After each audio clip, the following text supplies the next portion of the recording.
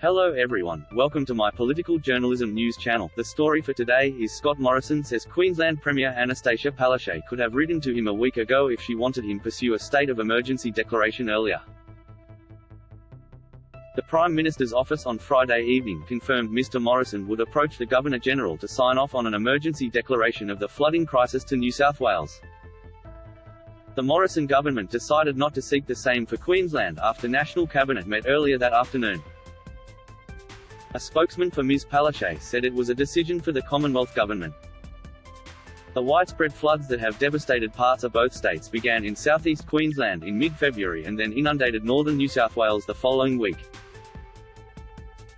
On Thursday, Ms. Palaszczuk rejected Mr. Morrison's move to include her state in the declaration, arguing it was needed probably a week earlier. "We've actually gone past that. The floodwaters have gone down, they've subsided, and those state disaster declarations will be lifted on Sunday," she said. Mr. Morrison said Ms. Palaszczuk had every opportunity to call for an emergency declaration and additional support a week ago, but she had chosen not to do that.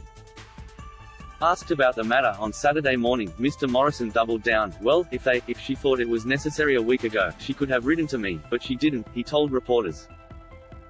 The state can request, but no such request was made by the Queensland government.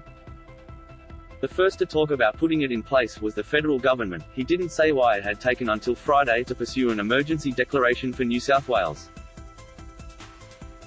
The meeting between Mr. Morrison and the Governor-General is the first time a formal declaration of a state of emergency has been made since the measure was legislated in December 2020. The laws were introduced in response to the recommendations from the Royal Commission into the Black Summer bushfires of 2019-20, which burnt more than 24 million hectares of land. Mr. Morrison on Saturday said the emergency declaration would be particularly helpful in the Northern Rivers region of New South Wales, where the situation remained drastic. Lismore is grappling with the destruction caused by its worst flood in history, in which Wilson's River rose to a record-breaking 14.37 meters and subsumed much of the town. "It helps with things like having the waiver on our regulations for Commonwealth agencies so they don't require a signature on a bit of paper," Mr. Morrison said. "I mean, people won't have documents, they could have lost everything of their backup storage on their computers and all of these things." He stressed that the state of emergency declaration had no connection to the deployment of defence forces or disaster relief payments to flood-affected areas.